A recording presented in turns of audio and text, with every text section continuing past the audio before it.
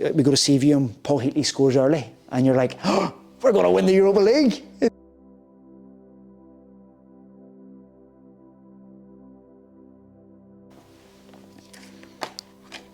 I started off football.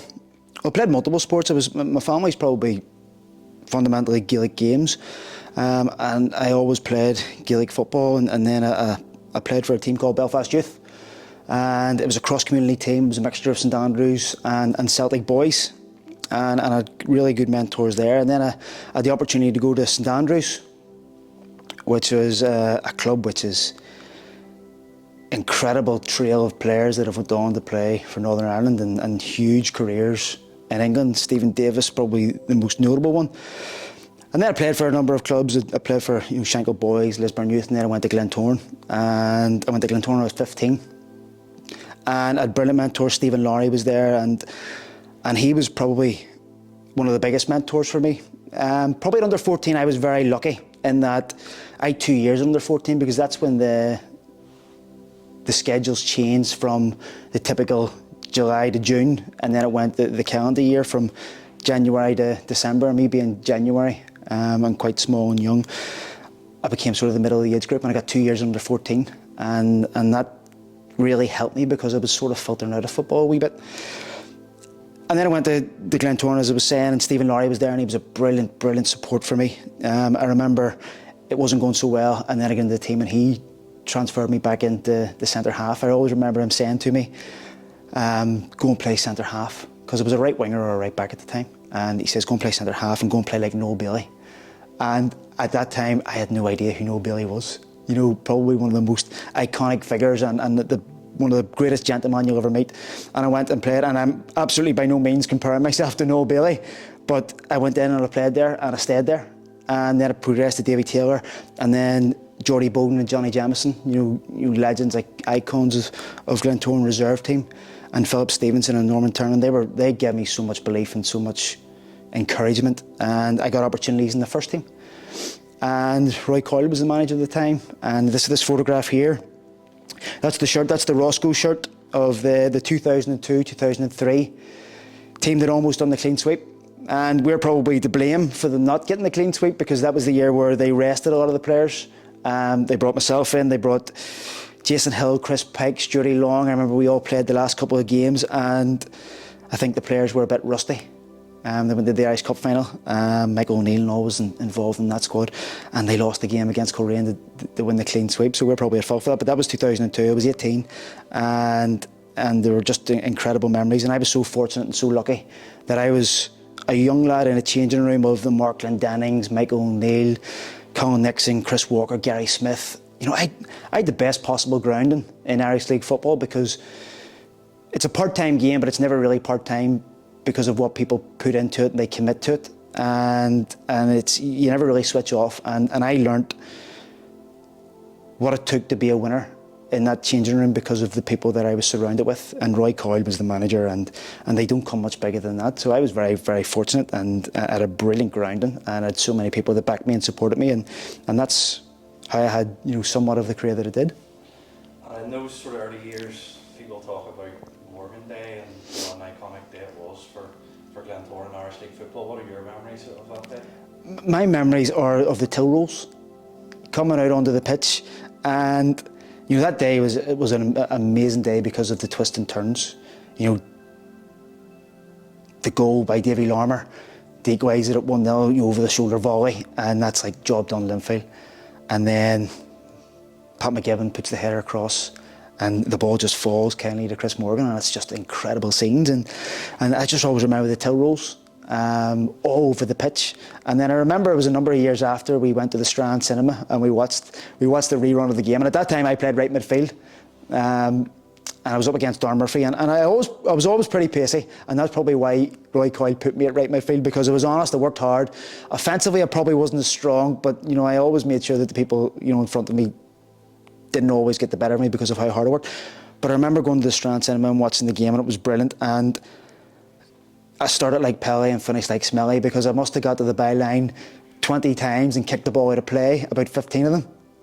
But we got the job done, and that was just amazing. And you're sort of spoiled, because that was my first real year while I played the last end and the tail ends of the 2002-2003, I won the league in 2004-05, which was my first real year, and you sort of take for granted and think that this is going to happen every year. And it's probably one of the reasons I cherish the Irish Cup so much, and that the first one, because it took me so long to win it. But yeah, I had amazing times at Glentoran then.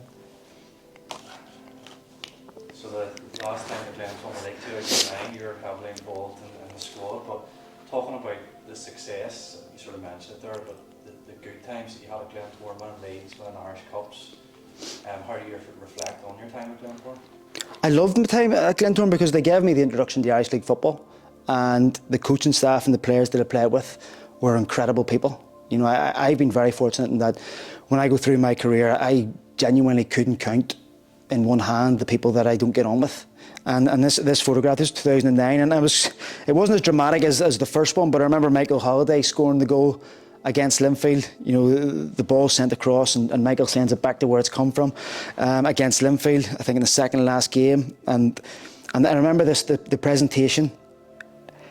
It was just chaotic because it wasn't the players on the pitch in isolation, presented the trophy, celebrated. It was just madness from the time the trophy was presented, and I see just a number of great people. There's Chris Walker's sister that was a huge fan of the club, and Big Dino and Johnny Taylor and Manny Burrows, who scored that wonder goal, and wined and dang with Cristiano Ronaldo and Jose Mourinho, and that was a brilliant year, 2009, and they were always brilliant years. Alan McDonald, God rest him, was another huge fan and supporter of mine, and I'm very grateful for everything that he done. But yeah, amazing memories, and very fortunate that I was involved in Glentoran teams that were very successful. So then a big change for you, moving to Linfield. Why did you take the decision to move to Linfield? I took the decision because I just wasn't happy, and I'll be honest, I just wasn't happy at Glentoran and the way things were going on in the background. And I loved Eddie Patterson. I don't think Eddie gets the credit that he deserves for what he has done at Glentoran. And I remember handing a transfer request at January time, and Eddie accepted it and asked me just to give everything, which I always would have done until the end of the season, because we'd still a lot to play for. And I just wasn't happy. I understand the Glentoran fans adore their club and they love it, but they don't always know what goes on. And as players, there was a number of us, and I'll take the blame for everything that went on. But you know, it was a collective group, and there was a lot of senior players that were very much involved in the whole process. And I had so much admiration for Linfield. They were a club that was winning. I wanted to be associated with teams that were winning. David Jeffrey and Brent McLaughlin were incredible managers and coaches, and they would have been even better mentors for me. I was 29 at the time. I had no inclinations of retiring, but I actually left on my testimonial year at Glentoran. That's how unhappy I was. But I went to Linfield, and Davey was there and Bram was there, and we assembled a really good team. And it was just unfortunate that in that year that Cliftonville were probably just a little bit better. But I loved being at Linfield. I loved being at Glentoran. I loved all the clubs, but I have no regrets. I understand the discontent that Glentoran fans have towards it because they love their club and they adore it, and I accept everything that comes my way because I see where they come from. But I have no regrets at all for the decision that I made. I'm very pleased that I did do it. I acknowledge that people felt hurt by it, but for me it was the right move. And you've been really lucky that you've worked with two of the Irish League's most successful managers, Roy Coyle starting off and then working with David Jeffrey. How did you find working with David and being in that changing room with all those Linfield players that achieved so much in their careers? It was, to compare both clubs, they are just, so much success and so much trophies that have come the way. And I always viewed myself as a winner. I always wanted to be a part of winning teams. I was very lucky that we had those good years at Glentoran. I believe that I would have got those good years at Linfield, and I am hugely lucky and blessed that I did have the opportunity to play with iconic figures and winners, the most successful managers in Irish League history, and Roy Coyle at Glentoran, at David Jeffries, even albeit for one season, and I wish it had been longer, at Linfield. And you just see the standards that they expect and they demand year on year. Two very different personalities, but I have so much gratitude for them and so much to be thankful. And even if I go through further on in my career, you know, if you look at the managers that I have played for, Alan McDonald, Stephen Baxter, you know, Tiernan Lynch, who's doing it at Larne, he was assistant manager. You know, I've been hugely lucky and hugely fortunate, and I get that. And this was a very dramatic point in time in your career, Trent. Sum that season and that moment up for you, what that felt like. It was so good because when you sign for Linfield, you expect to win straight away. And the first year didn't, and the second year didn't, and the third year didn't, and the fourth year did. And it was a sense of relief. And I know this photograph, and I know exactly what it is. And when you're in the moment, you get carried away. You do. And I remember when I signed from Glentoran to Linfield, and we'd won the league, and we were outside the Ballymac club, which was a great little club, facing Dundela, and I was singing a song around a bottle of Budweiser, you know, cheer up David Jeffries or something like that. But you just get consumed and absorbed in the, you know, the glory of where you are in that any given time. And then we went to Linfield and we got the abuse and the you know the hatred that came along, which is great for Irish League rivalry. And then I signed for Linfield, and the journeyman tag kept coming. And then we win the league, and then the iconic picture of the three Glentoran boys that went to Linfield and became winners, and that was a great moment for me because Glentoran fans rubbed it in my face, and it goes both ways. You know, when you receive it, you're entitled to sort of give it a bit back, and I had brilliant times at Linfield as I did at Glentoran. I loved the club. I was treated so well there, and we won the league. I got the difficult times, and I absolutely enjoyed the celebrations of winning the Gibson Cup and the iconic photograph of Andy Waterworth and Jimmy Gallagher and the three of us that moved in the same year for the same reasons. And it took us that long to do it, and then we did it. And yeah, brilliant memories. And listen, it's a great game when you're winning. You see the joy in our faces there. And Andy, over that sort of period, that game at Cliftonville where he secured the league and then the Irish Cup, scoring a hat-trick on that as well, like what a player he was during that time. Yeah, and he never talks about Waterworth Week because he calls it that now. You know, it's the hat-trick against Cliftonville the week before, and then the hat-trick in the Irish Cup final. And the big thing about Andy that people don't realise, and why he's a true Irish League great, is that he was able to adapt his game. And I remember he came in for a lot of criticism when he came back from Hamilton because he was brought into play with Gary Hamilton, and people thought that Gary Hamilton, being such a good link-up player and one of the top three players that I've played with in the Irish League, that would just work. And in Andy's first season, he found it difficult at Glentoran, and Eddie Patterson came in and Tiernan worked with him, and they changed his game, and he went to Linfield, and he just became an absolute goal-scoring machine. And the games at Cliftonville were, you know, I think the second goal where he runs and chops in at the corner flag and puts it in, you know, that's a goal that he creates himself, and he had that talent to do so.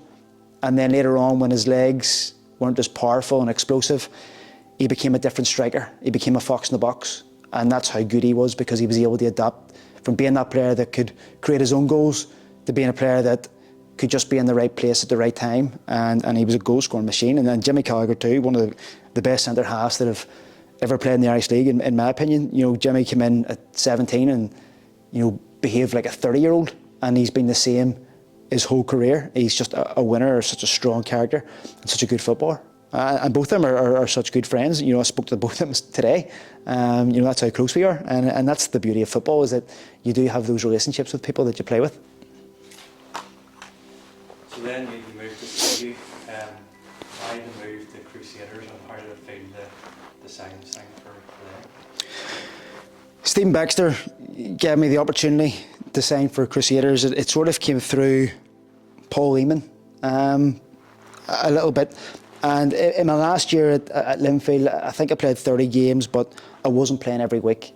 And I was playing midfield at the time. I was playing central midfield, and I wasn't as natural a central midfielder as others would have been. But I played everywhere my whole career, which was never a problem as long as you're playing. And just towards those latter years, I just found myself that I wasn't playing as much as I wanted to. I was 33. The opportunity to go to Crusaders, who would just beat or just pipped the league title on the last game of the season, was a club that I felt that I could go to and win trophies again. because it was always the motivation that I had. I still felt incredible fit. I still felt that I had a lot to offer. Stephen Baxter provided that platform. They were a team that had so many good players. Billy Joe Burns, Colin Coates, Jordan Owens, Sean O'Neill, Philly Laurie was there. And I just looked and I thought, this is a big, big chance to go and be successful. And Stephen, was a brilliant, brilliant man. Probably the first manager. He phoned me straight away yesterday just to wish me, the best of luck. And he's experiencing something very similar. So much admiration for him. And it was just a great opportunity to work for another brilliant manager. Won the League 3 with 3 of the Belfast clubs. Not many people have done that massive achievement, but how did it feel to be successful, to cruise and do so well? I always believed that we could have been. I think this team, we finished the season with 91 points, over 100 goals. The team was so good. It was so offensive. People probably had the opinion that it was a team that just went route one, but it was never, the ball went to Jordan Owens because you had a player there that was unstoppable. He was unplayable at a point, and he just flicked it on. He didn't flick it on. Jordan passed the ball with his head. And then you had the arrow of Gavin White and Paul Heatley. And then you had the midfield backing them up. And that was such a good team. And it's very iconic and it's very memorable to me. Probably not so much to other people. But I remember in 2005, when I won the first league title, I was doing my B licence. And I was doing it every Sunday for 10 weeks at Ulydia. And the person that was taking the B licence at the time was Paul Kirk. And at that time, my dad goes to every game, but sometimes he had to work. And Chris Morgan picked me up, and would have brought me to games. Picked me up at Castle Street in the city centre, and brought me there. And he scores the goal at Glentoran for the iconic Morgan Day. And they're the 3 people that had done something similar, where they had won leagues with Glentoran, with Linfield and Crusaders. And I just thought it's just something that always stuck in my mind, that the connection of the 3 of us and how involved we were in each other's careers. But that was such a nervy title race, and I never really felt nervous in any games. But I remember we played Coleraine just before in the split, and we went 1-0 down. But I remember meeting Philly Laurie. We used to meet in Costa at Yorkgate before games, and I remember the 2 of us just sitting there, and we were so nervous. And I'd never felt that nervous before, because people say after games, and you're so neck and neck in a title race, and I was neck and neck with every club for every title race: Glentoran, Linfield, Glentoran, Linfield, Linfield, Crusaders, Crusaders, Coleraine. And people say they come in after a win, they don't care about what the other team does. I think it's nonsense. It's an emotional game. The first thing we did as soon as we finished the game was how did Coleraine do? Because they were breathing down our necks, and they were such a good team as well. And that went right to the end. And Ballymena went 1-0 up, and it was so nervy. And then Cush and Philly Laurie score the goals. Brian Jensen makes the save from Kevin Braniff early on, and they were just amazing times. A really, really good changing room, which they all were. And yeah, I was again very, very lucky. For you, what's the best thing about the Irish League? The best thing about the Irish League is just how connected it is. If you don't mind, I have something behind me. If you don't mind showing. It means sort of nothing to anybody, but this is, I remember in 2015, my wife was working at Coca-Cola at the time, and she was organising an Irish League Select against Coca-Cola Select for the Northern Ireland Hospice. And I helped her to arrange players to take part for the Irish League Select team.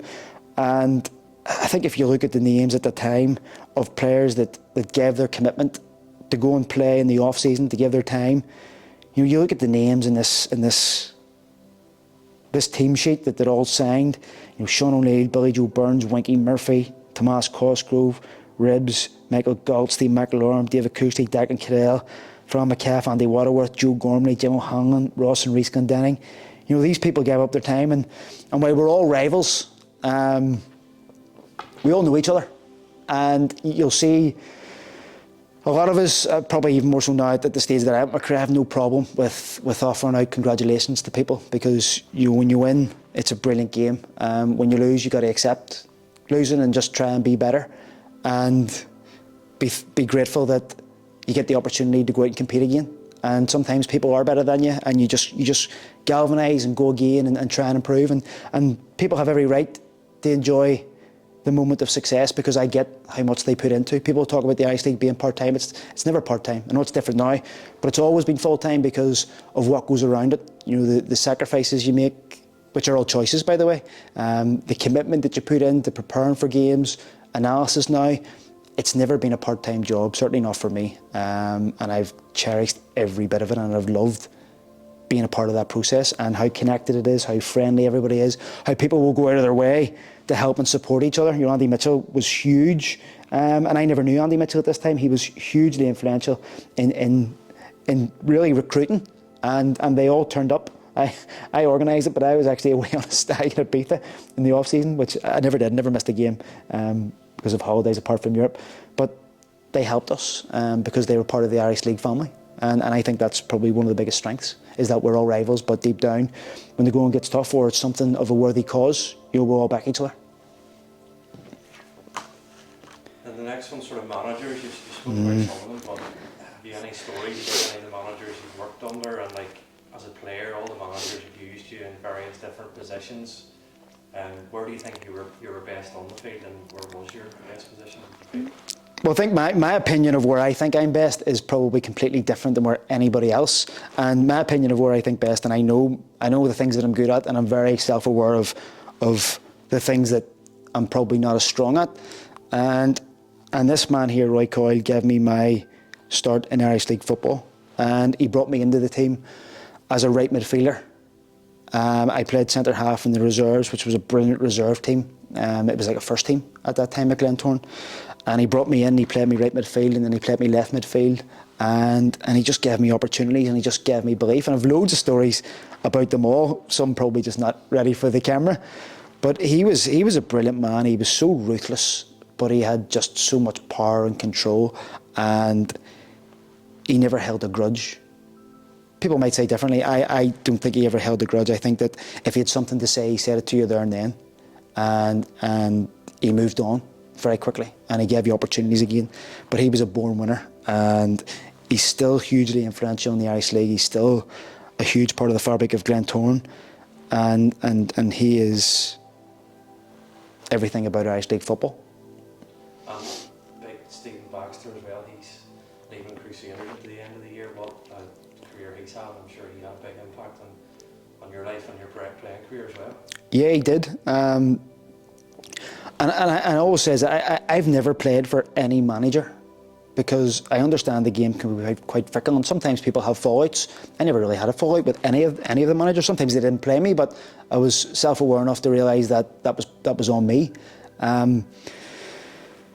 But they were all so good. I think I saw a thing Marshall Gillespie put on about Stephen Baxter and the goals that he scored. So, you know, the career that he had in the Irish League, which these guys did too, and then the career that he had at one club with Crusaders. You know, he started in 2005, the year really that it really took off for me, and he was a Crusader so long.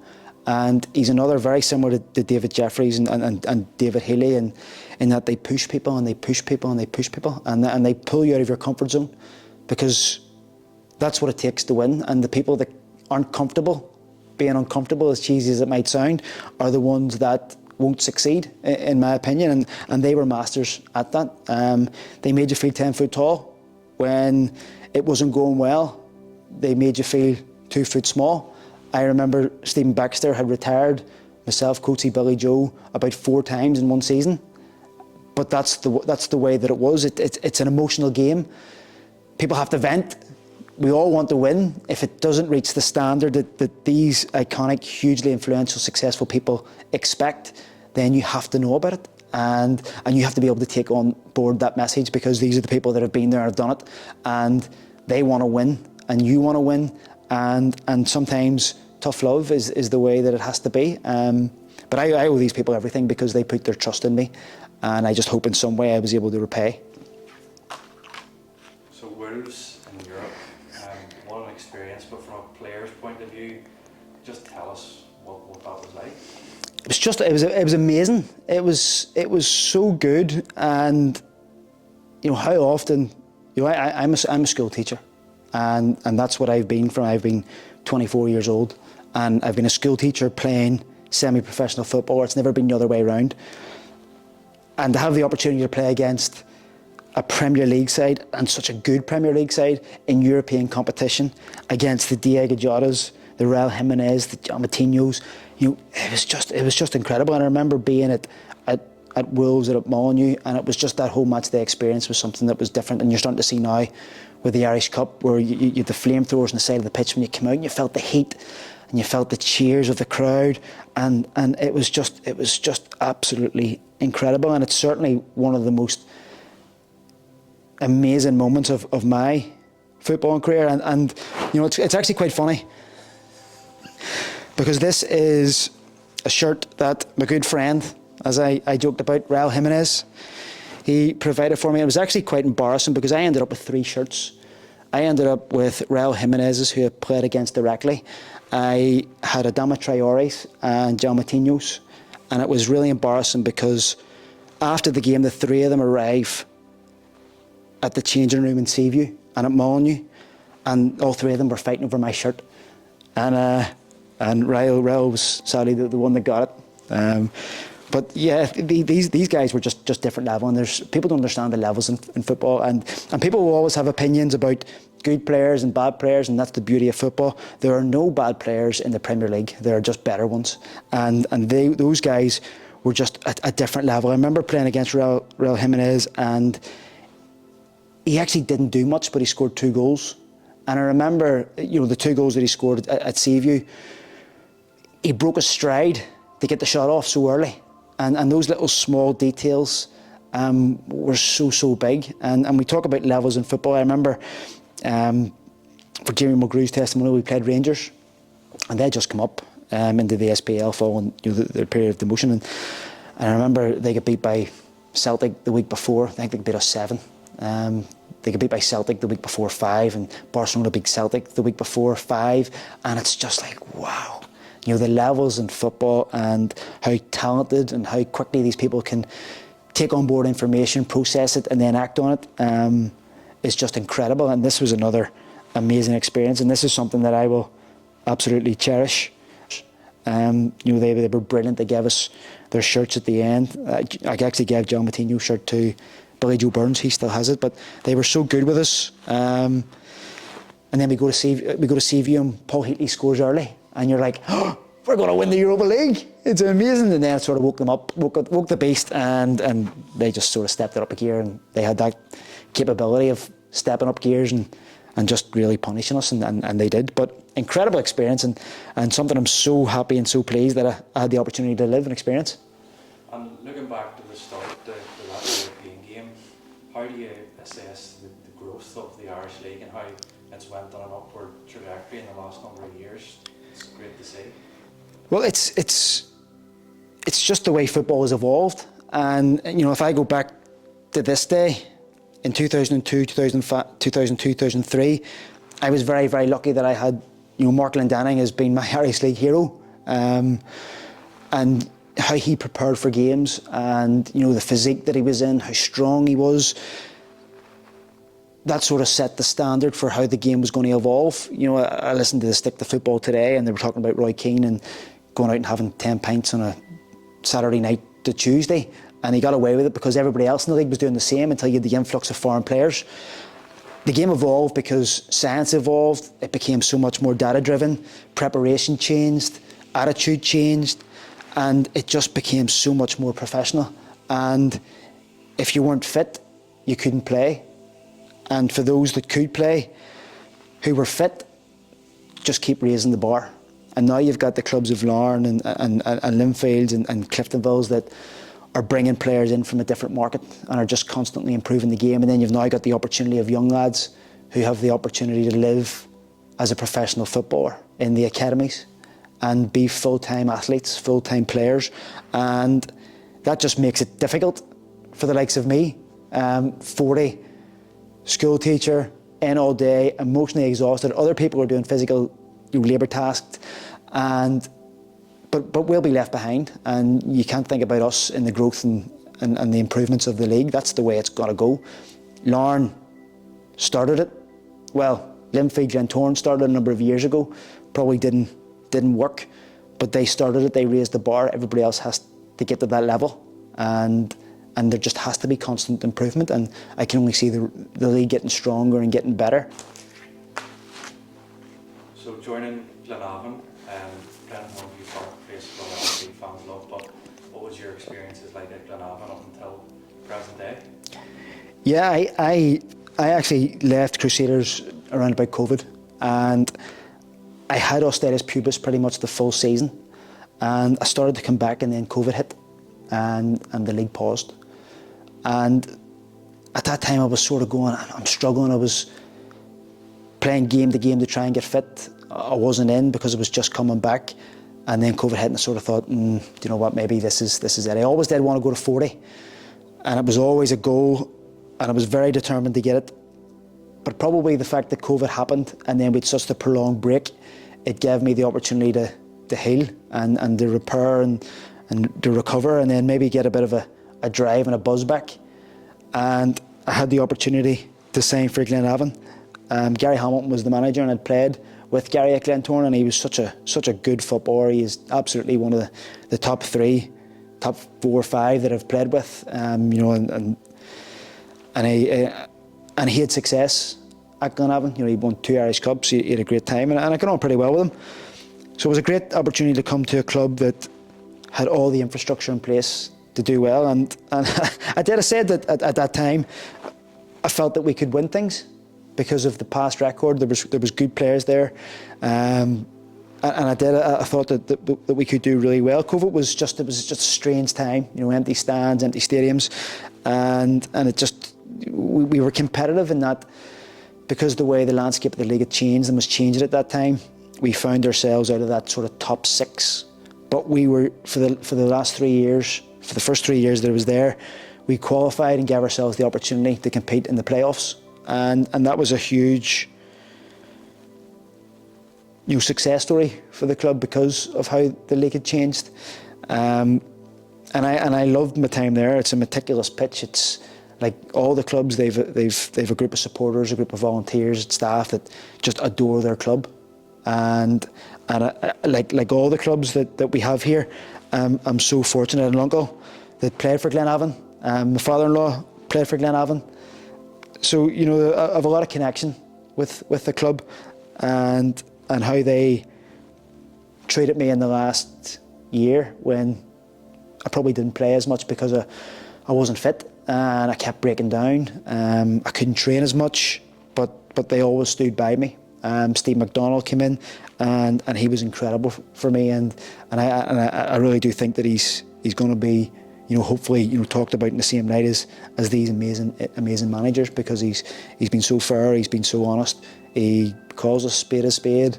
He tells you when it's good, he tells you when it's not good, and I think that in the modern day, managers just have to be honest with people, and if you can't handle that honesty, then that's on you. And people just need to be stronger and tougher and take feedback that they get, and we certainly have that at Glenavon, and it's a brilliant club, and I just hope that they can get back to being a team that can push on for European opportunities and even compete for cups and trophies, and that's what they deserve, like every club sort of does. And what was the overriding emotion when you stepped off the pitch for the last time? What did that feel like? It was okay. I actually was walking off the pitch because I'd just been booked. Ian McNabb, can't believe he booked me. It was actually Kyle Cherry's fault, and it was strange because Kyle actually said that I was a part of his first ever game, and now he was a part of my last ever game. But that's the connections of Irish League football. There's always something that you can piece together. But I knew it was coming off early. I knew that once I hit 40, that it was starting to dwindle. Responsibilities changed. A family.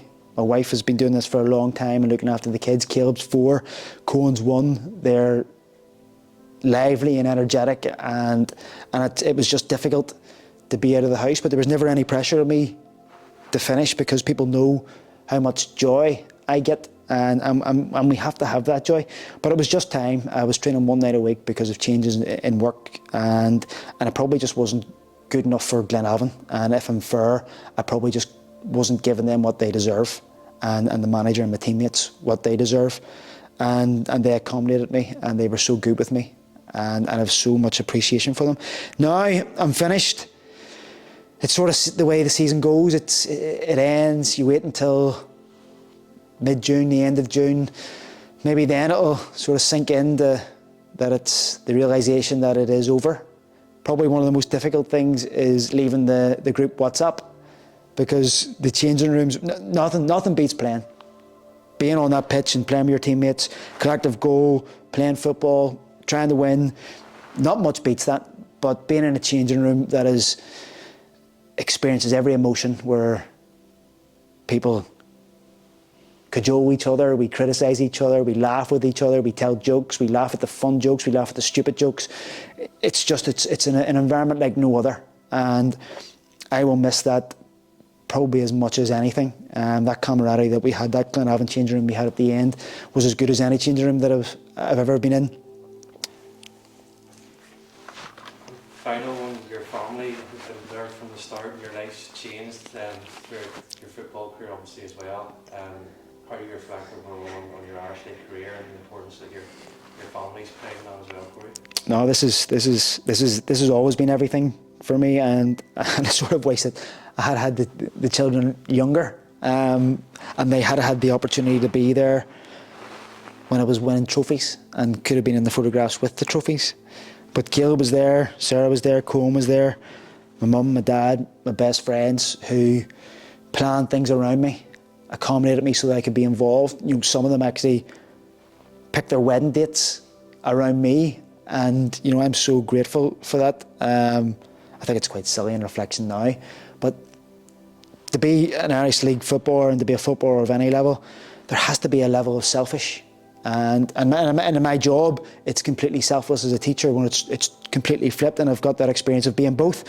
And at times I was selfish, and I gave things up that were probably important to other people, but at that moment in time wasn't important to me, because it allowed me to do things that were going to make me compete better, to perform better, to prepare better, and I won things, and I don't really have regrets for it.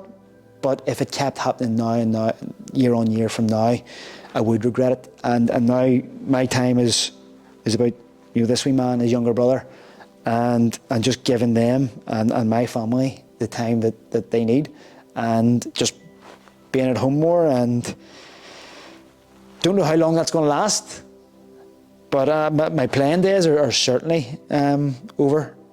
I probably feel that I probably could play a couple more, but I'm completely at peace and satisfied that now is the right time for me to finish. And I've had the most amazing experience, one hell of a ride. I've met some of the best people that I've ever came across.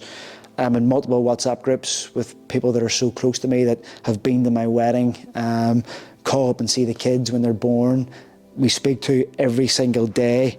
You know, I speak to Coatsy every day. I speak to Big Hawks and Andy and Jimmy and Michael Galt and Billy Joe Burns and Michael Carville. And those people are very important to me, because they're the friendships that I have in football. You know, Matthew Fitzpatrick, you know, he went to the school that I was in LaSalle. I never taught him, but I could have taught him if I went there. But you know, the friendships are what's important and what's special. And I work with these most amazing people, and I'm very, very privileged and very, very lucky and very fortunate to have done so. And I have so much gratitude for every single club, and I want to thank every club. I want to thank every member of every team that helped me in some way, who are here, and God rest them, are no longer here, but everybody had a part to play, and I had a part to play, and together we achieved so many amazing things. And I'm just really privileged to be a part of it, with the clubs and with the Irish League in general.